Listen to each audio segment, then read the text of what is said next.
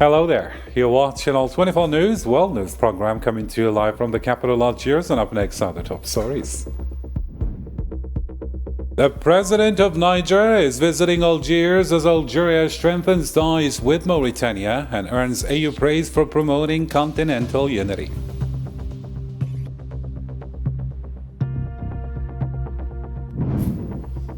Coming up next, the African Union adopts the Algiers Declaration on Combating Colonialism, with Algeria emphasizing that recognition by former colonies is vital for fair international relations.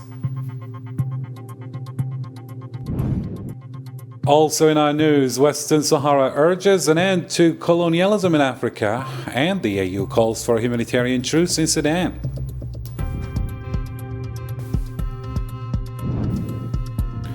And later on, the AU calls for full UN membership for Palestine and condemns forced displacement, while strikes in Gaza Strip killed 12 and Al-Aqsa Hospital reports critical shortages.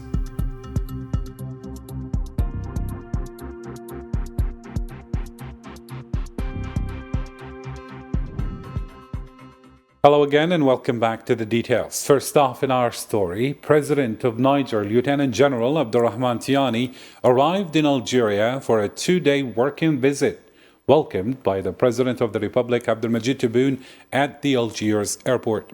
The leaders reviewed military honors, greeted officials, and began talks to strengthen bilateral cooperation and deepen strategic ties between Niger and Algeria.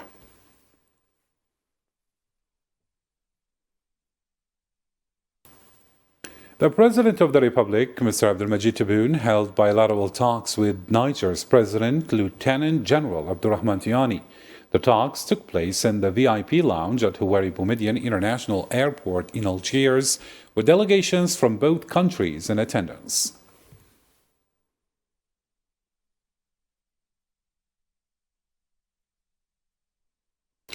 Algeria and Mauritania renewed their commitment to strategic cooperation in energy, hydrocarbons, and mining during talks between Algerian ministers and Mauritanian Energy Minister Mohamed Ould Khaled. Both sides agreed to implement agreements into concrete projects, boosting regional energy stability and integration, with Algeria supporting Mauritania's oil, gas, and mining development.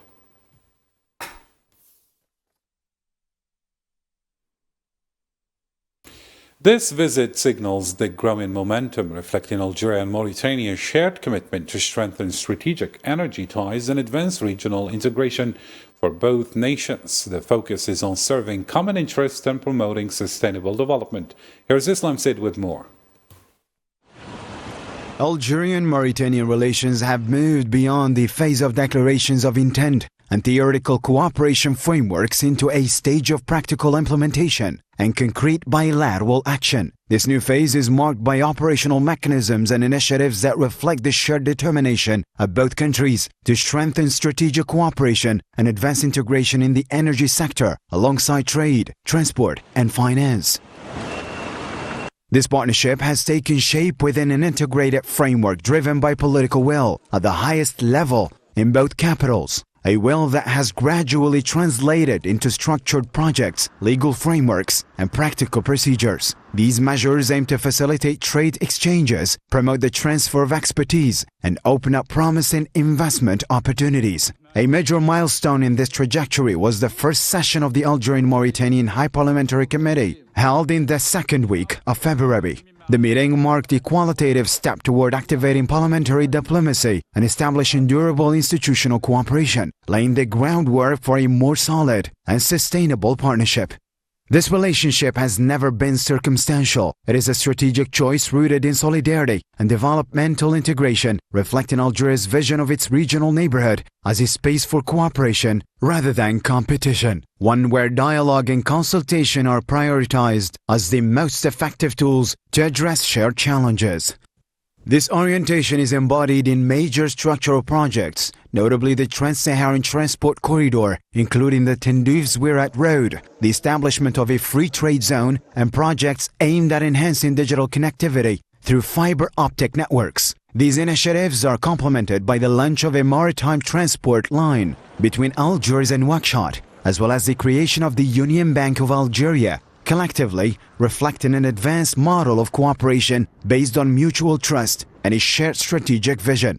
This vision is further reinforced by Algeria's credibility and the experience in managing energy systems and developing sustainable solutions, expertise that Mauritania seeks to leverage to accelerate its own energy development through strong partnerships with regional actors. The Algerian-Mauritanian partnership is thus moving steadily toward establishing effective regional integration founded on shared interests and a unified strategic outlook.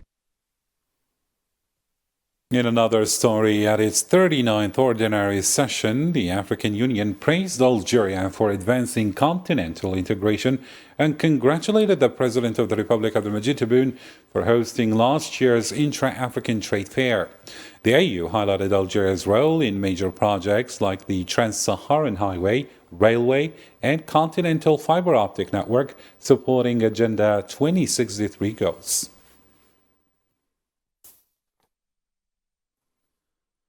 Meanwhile, the 39th African Union Assembly adopted the Algiers Declaration on the Crimes of Colonialism, criminalizing colonialism and calling for reparations.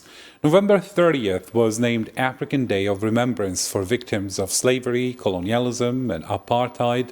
The AU also recognized Algeria and President Abdelmadjid Tebboune for leading a unified continental stance on these issues.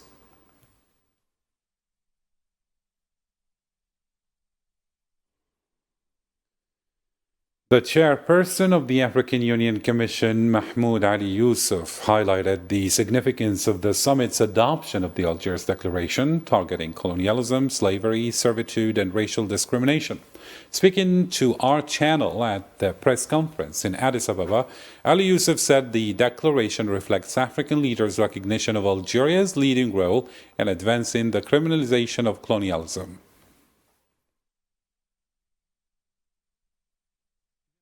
Again focused on the fact that we need all of this in a declaration, which is the declaration proposed by Algeria. Of course, it is important to combat all types of colonization on our continent.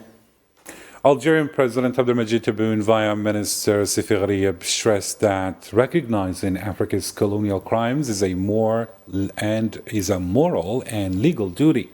He called on the international community to classify slavery, forced deportation, ethnic cleansing, and other abuses as crimes against humanity and formally condemn them.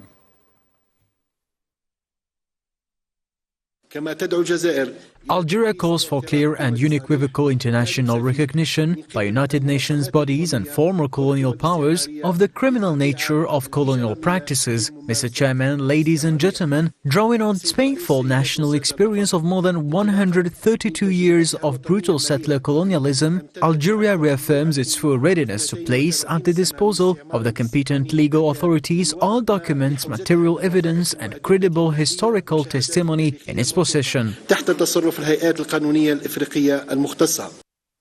On the same occasion, the President of the Republic, Abdelmadjid Tebboune, called for a clear legal framework recognizing colonialism among the gravest international crimes, reaffirming Algeria's commitment to supporting initiatives that ensure fair historical injustice. Let's have a listen. Algeria commends this distinguished scientific and legal endeavor and reaffirms its full and unwavering support for all initiatives aimed at establishing a clear and explicit legal framework that would recognize colonialism as one of the most serious crimes under international law. President Abdelmadjid Tebboune also reaffirmed Algeria's support for South Sudan's sovereignty, unity, and territorial integrity. Speaking through Prime Minister Seferi at the African Union, he called for an immediate stop to hostilities and urged the AU and international community to provide coordinated political and humanitarian aid. The President of the Republic stressed that all parties must engage in the revitalized peace agreement as the clearest path to lasting national reconciliation. نجدد دعوتنا لوقف جميع الأعمال العدائية فورا We reiterate our call for an immediate cessation of all hostilities throughout the country and urge all parties to engage in serious negotiations to de-escalate the situation and place the national interest above all else. Ladies and gentlemen, Algeria's commitment to South Sudan is not a recent development, but rather a principled and unwavering commitment practically demonstrated through Algeria's chairmanship of the African Union Peace and Security Council in 2025. Algeria, while reaffirming its steadfast support for the sovereignty, unity and territorial integrity of South Sudan, calls upon the international community, the African Union and all member states to intensify their support and assistance to this sisterly nation. Our support must be collective and effective, not only at the political level, but also in responding to the urgent humanitarian situation. And in a different story, Marie-Antoinette Rose-Cartre, Director General of the African Peer Review Mechanism, praised Algeria's two-year chairmanship of the APRM. Speaking to Algeria International at the AU Summit, she highlighted Algeria's strategic 2025-2028 plan, noting it produced tangible and precedented results for the continent. The Algerian chairship of APRM over the last 2 years has been driven by a single objective: to move APRM from diagnosis to implementation. And together with His Excellency, the President Abdelmadjid Tebboune, we worked very hard to make sure that this was implemented. First, we had to have a strategic plan. And with the government and the people of Algeria, we put together a comprehensive strategic plan for the APRM for the period of 2025-2028. And it is under the strategic plan that we are driving the mandate, the governance mandate, with impact and tangible results. Similarly, the Director General of the African Peer Review Mechanism praised the President Abdelmadjid Tebboune for his efforts to establish and launch the African Credit Rating Agency. Over the last 2 years, we have really popularized the creation of the Africa Credit Rating Agency. And this was championed by His Excellency, the President, during a high-level presidential breakfast in the last summit last year. And since then, we have worked tirelessly to ensure that the Africa Credit Rating Agency is operationalized. And I can tell you now that this year, in 2026, AFCRA will be fully operationalized. That is one example. Western Sahara urged African mechanisms to end the lost traces of colonialism in the continent. At the AU Summit in Addis Ababa, Prime Minister Bashir Hammoudi Bayoun called on member states to complete Africa's liberation, protect the dignity of its people, and safeguard the continent's historical achievements.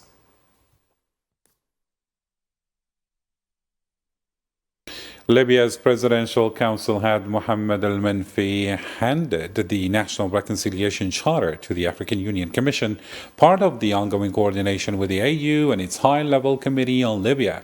On the sidelines of the AU summit in Addis Ababa, al-Menfi met UN Under-Secretary General Rosemary DiCarlo to discuss steps toward a political settlement aiming to end Libya's transitional phase, strengthen national unity, and meet the aspirations of its people.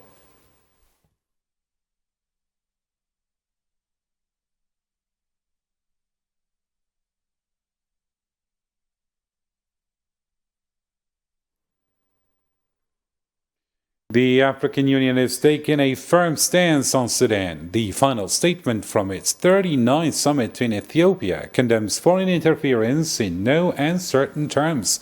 Leaders also called for a humanitarian truce, paving the way for a full ceasefire and an inclusive Sudanese-led dialogue to reach a political solution. We call for an urgent humanitarian truce in Sudan, paving the way for a comprehensive ceasefire and for the launch of an inclusive Sudanese dialogue to ensure reaching a comprehensive political solution. We strongly condemn external interventions that undermine peace efforts in Sudan while affirming respect for the sovereignty and stability of the Sudanese state. The African Union summit strongly condemned the unilateral recognition of Somaliland and reaffirmed Somalia's unity and territorial integrity. We strongly condemn the unilateral recognition by Israel of the so-called Republic of Somaliland and call on it to immediately withdraw this recognition. We stress the unity and territorial integrity of Somalia. The African Union is ramping up its call for Palestinian rights. Wrapping up its 39th summit, the bloc urged full UN membership for the state of Palestine. Leaders also categorically reject any attempts to forcibly displace Palestinians from their occupied land. There's also deep concern over Gaza Strip. The EU warned the humanitarian crisis there is catastrophic, linking or pointing directly at the blockade and the blocking of vital aid. We call for granting the State of Palestine full membership in the United Nations, in line with the will of the majority of the international community, and we categorically reject any attempts to forcibly displace the Palestinian people. We affirm our full solidarity with the Palestinian people and their right to self-determination and to end the occupation. We warn of the deterioration of the humanitarian situation in Gaza due to the blockade and the prevention of the entry of medical and relief aid. Moving on to the Middle East now, the spokesperson for Al-Aqsa Martyrs Hospital, Khalil Al-Darkhan, warned that the hospital faces a critical hours-long fuel and supply shortage, threatening vital departments.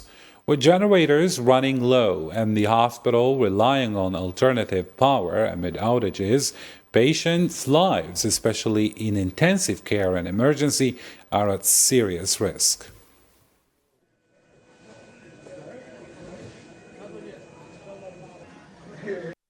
And on the ground, Palestinians in Gaza are mourning relatives killed in new Zionist strikes despite the so-called ceasefire. At least 9 to 10 people died in raids in Jabalia and Khan Yunis. Families say the victims were in areas considered supposedly safe. Let's get the details with Zahra Farjani now. Palestinians in Gaza bid farewell Sunday to relatives killed in the new Zionist strikes, despite the so-called ongoing ceasefire. At least 9 to 10 people were killed in separate raids in northern and southern Gaza, according to local health officials. In the north, a Zionist drone strike hit a group in Jabalia refugee camp. The bodies were taken to a Shifa hospital where families gathered to mourn, while in the south, 5 men in their 20s were killed in a strike in eastern Khan Yunis near the Yellow Line, according to Nasser Hospital. He was stationed there watching over the comfort of our people in the Gaza Strip, staying up and protecting their internal front from the occupation and its collaborators. The treacherous targeting by the occupation's air force was why they were outside the area they always talk about as the yellow zone. They were in the area they say is safe, and they were targeted while they were safe.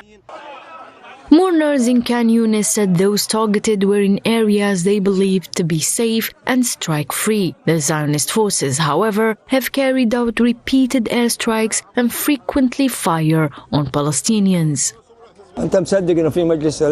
Do you believe that there is a board of peace? Do you believe that Trump would come to help us or defend us? The one who is supplying Israel with all sorts of deadly weapons, supplying it with money, with political support, with protection, and with an international umbrella. Do you believe that there is peace? That Trump or someone else would provide for us?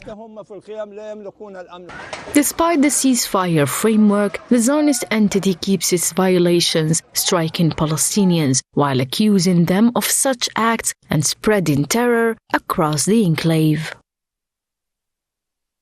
And the Zionist violations continue to spread over all the Middle East. And this news says Israeli occupation warplanes launched intense airstrikes on southern Lebanon. That was on Saturday evening. According to the Lebanese news agency, the strikes hit the Tufah and Jazin areas. At the same time, a drone dropped explosives on a house east of Mays el-Jabal.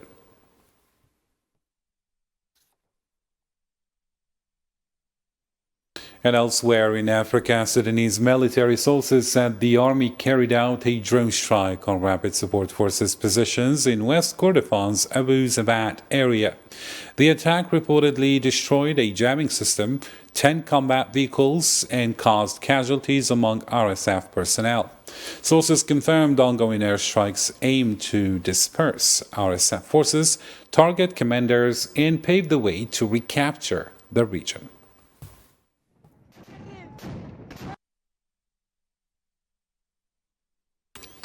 And in another major development, Ukrainian authorities reported that Russian shelling killed 3 and injured several others in Zaporizhia and Kherson. Local officials said drones targeted many homes and buildings. Civilians were also affected by the shelling, causing many injuries.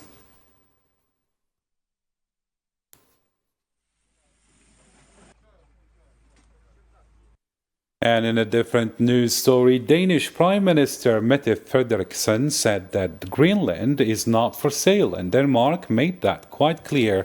Speaking at the Munich Security Conference, Danish Prime Minister Mette Frederiksen was blunt when he asked if she could put a price on the island.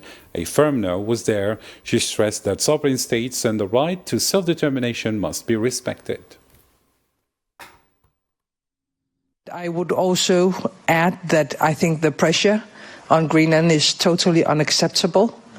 We are talking about threats, but as you often say, Jens Frege, the people of Greenland have never been threatened before by anyone.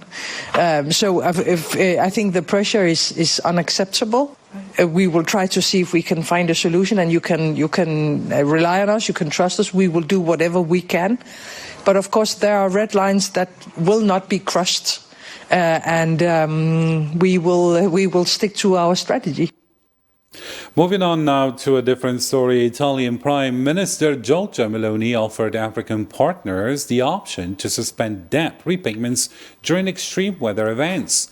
At the Africa Italy Summit in Addis Ababa, she highlighted initiatives to convert debt into joint development projects and provide relief for countries hit by climate crises.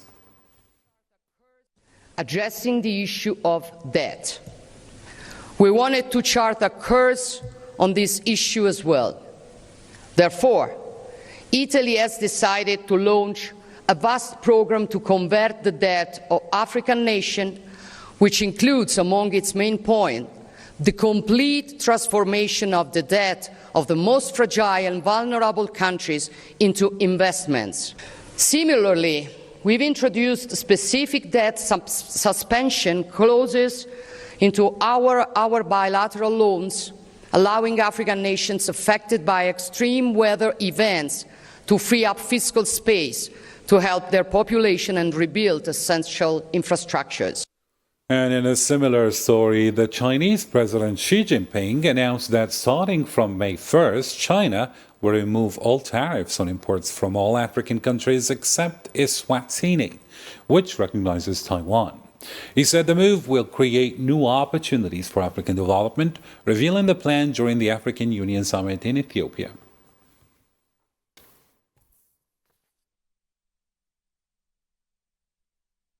And now it's time to catch up on other news stories making headlines with Yasin Erikti this time.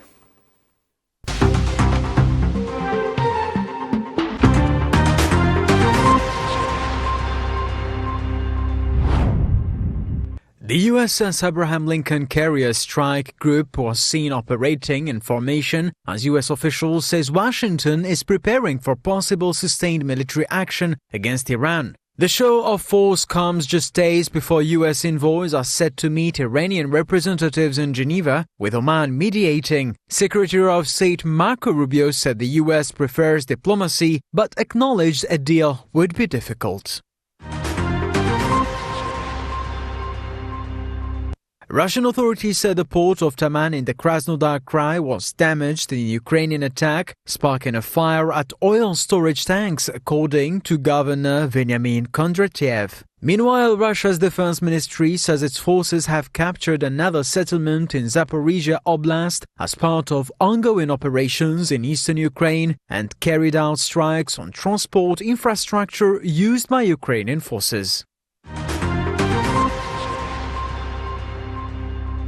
U.S. Secretary of State Marco Rubio met Syrian Foreign Minister Assad al-Shaibani and SDF Commander Mazloum Abdi at the Munich Security Conference, calling the talks historic. Rubio said Washington is pushing for a permanent ceasefire and the integration of Kurdish-led forces into the Syrian state under President Ahmed al-Shara, who has pledged to restore full government control nationwide.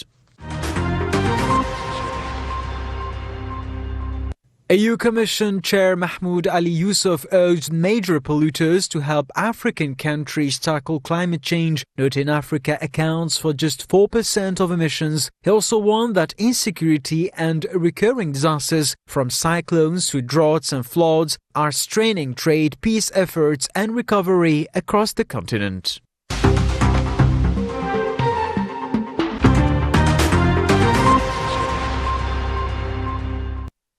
And finally in our news, life is slowly returning to Gaza's football fields as the league resumes on pitches surrounded by rubble.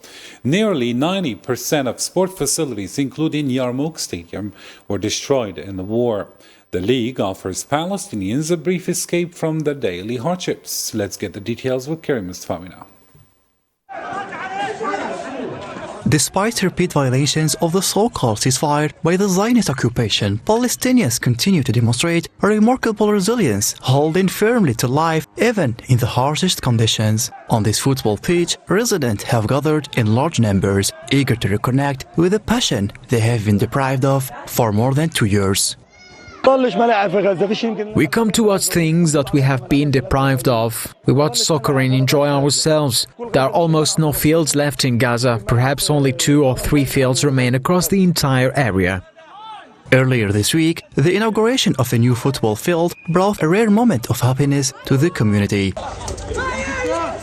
Children's laughter echoed across the pitch, while players and coaches celebrated with visible excitement, savoring a moment of relief from the weight of a devastating war. Only God knows how I arrived here. We came because we wanted to watch and relieve some of the stress and worries of the situation we're in. We're all upset, many had lost their homes, some had been martyred. We felt suffocated and wanted to come to enjoy ourselves a little, to escape the issues and misery we were facing. Indeed, for many, football is more than just a game. It is an escape, a release, and a reminder that life always finds a way to go on, even amid the rubble and in the darkest times. And that brings us to the end of our news program for tonight. To catch up on any part you missed or get the latest updates, you can always visit our social media platforms. On behalf of all 24 News team, thank you for tuning in, and until next time, take care.